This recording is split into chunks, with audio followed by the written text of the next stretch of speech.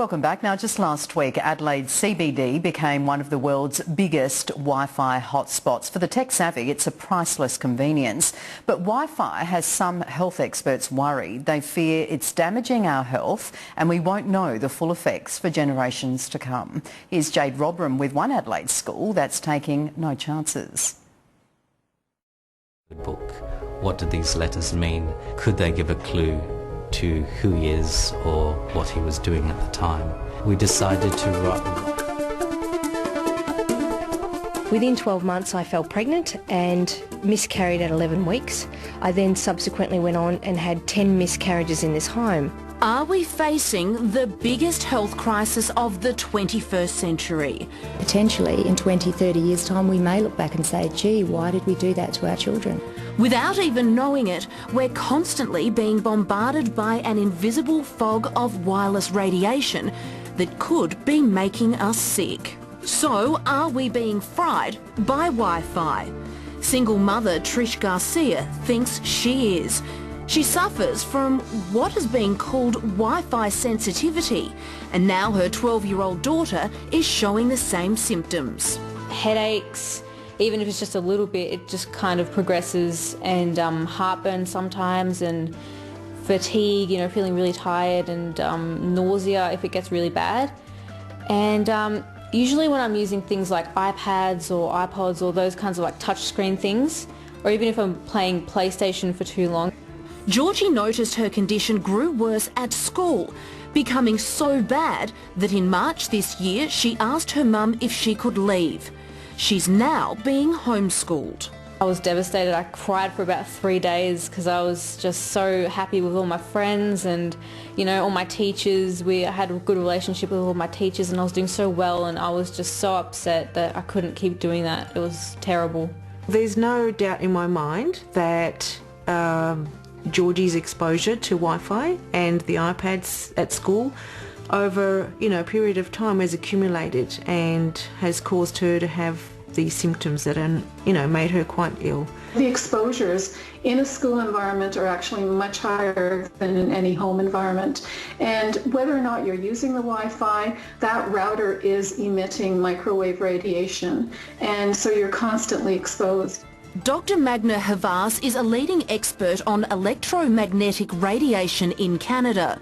She believes there's a great risk when it comes to Wi-Fi and children.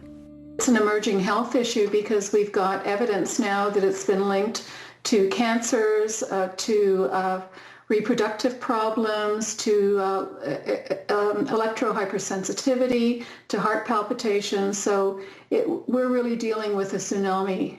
Wi-Fi is now considered a necessity in most schools and workplaces. It's revolutionised the way we work, learn and live. Even though Wi-Fi emits low-rating radiation waves, the problem is it's everywhere. Progressive countries like France, Russia, Israel, Italy, China, Switzerland, their exposure standards are 100 times lower than what's allowed in Australia. A former NASA scientist mapped transmission waves across Washington, D.C. The city is covered. Many of us go about our days unaffected. But those that are, like Nicole Belsma, it can be life-changing for all the wrong reasons. To have 10 miscarriages, we're like, just what is going on? Oh, look, miscarriages are emotionally, physically exhausting. Her body was being affected by radiation sensitivity. Yes, I do believe that the AC magnetic field we were sleeping in as a result of being on the other side of the wall of the meter box had contributed to the miscarriages.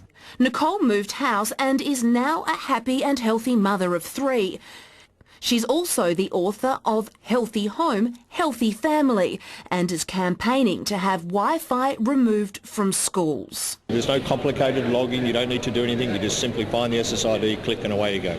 Last week, internet provider Internode, the state government and the City Council launched a multi-million-dollar initiative to make Adelaide's CBD the biggest Wi-Fi hotspot in the world. This is the largest public network in the country, and credit to the state government, City Council, for having the vision and I guess to take the city into the 21st century. Not having technology as a focus means that our children are thinking in a much more responsible and productive way. One place that switched off its Wi-Fi connection is Upper Sturt Primary School. Principal Barb Jones. There's not enough evidence that Wi-Fi is completely safe at this stage. We haven't had it long enough. It was very difficult to find a school that was Wi-Fi free. Tony Glab, mother to Alexander and Christina, was adamant she wanted to send her son to a Wi-Fi free zone after learning the World Health Organization classified it as a potential carcinogen. We have those lessons from history where we know that governments take often decades to respond and act in the interests of public health and safety, and that's clearly shown with asbestos and smoking and lead. So once again, this is one of these issues that potentially in 20, 30 years' time we may look back and say, gee, why did we do that to our children? Students still have the use of computers, but they're hardwired, which means no radioactivity is emitted. We wanted our children to understand that computers are a tool. They're not the first part of research. They don't have to be. It's an idea that countries like France, Russia, Italy, China and Switzerland implemented in schools, kindergartens and daycare centres years ago. But yet Australia won't do it. The exposure standards are not geared towards children, they're geared towards the 6-foot healthy man.